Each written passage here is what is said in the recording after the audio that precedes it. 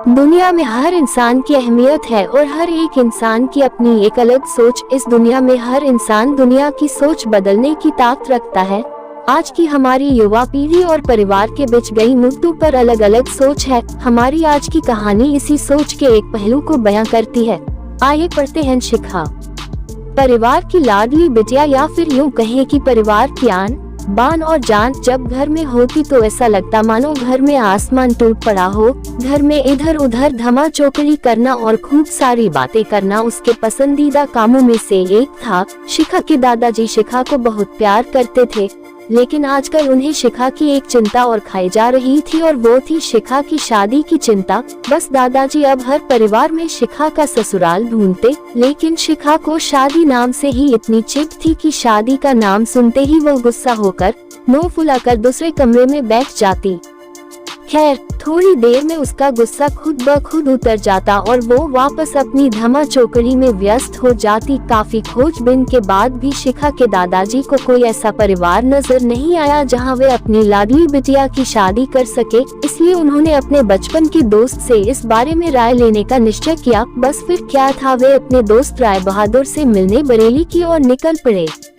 अगले दिन जब वो बरेली पहुंचे तो राय बहादुर ने स्टेशन पर ही उनके लिए गाड़ी भेज दी थी। 10 साल बाद अपने बचपन के दोस्त से मिलने के लिए वे भी बड़े उतावले थे। गाड़ी धीरे धीरे राय बहादुर के घर की ओर बढ़ी। बड़ा सा बंगलों के आगे बगीचा, गाड़ियां और नौकर चाकर देख दादाजी का मन खुशी से भर गया।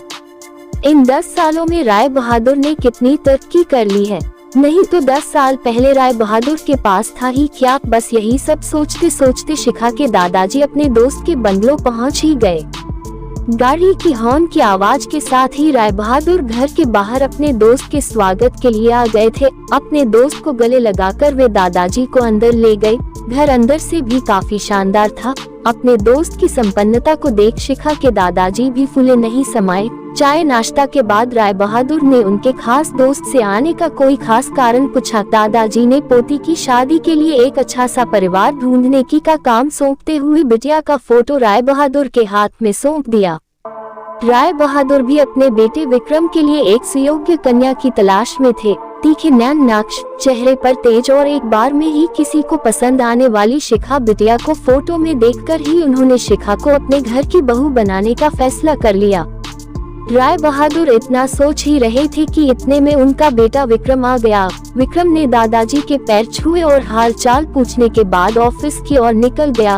विक्रम के जाने के बाद राय बहादुर ने अपने दोस्त से विक्रम और शिखा के संबंध के लिए पेशकश की। शिखा के दादाजी को लगा जैसे राय बहादुर ने उनके मुंह की बात छीन ली हो। खैर, प्रसन्नता से विदा लेकर अपने घर आने का कहकर दादाजी अपने घर की ओर निकल गए।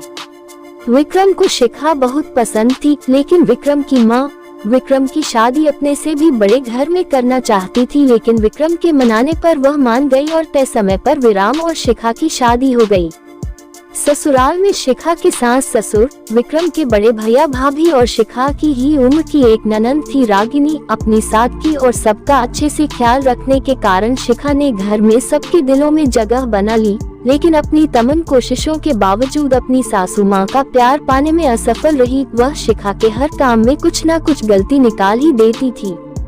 अपनी शादी की रात को ही विक्रम ने शिखा से साफ साफ कह दिया था कि घर के किसी भी मामले में मैं बिल्कुल नहीं बोलूंगा, ना तो मैं किसी बात पर माँ से बहस करूंगा और ना ही तुम्हारा साथ दूंगा। तुम्हें अपनी समझदारी से ही काम लेना होगा। लेकिन शिखा की लाख कोशिशों के बावजूद भी सासू माँ के व्यवहार में कोई परिवर्तन नहीं आ रहा था।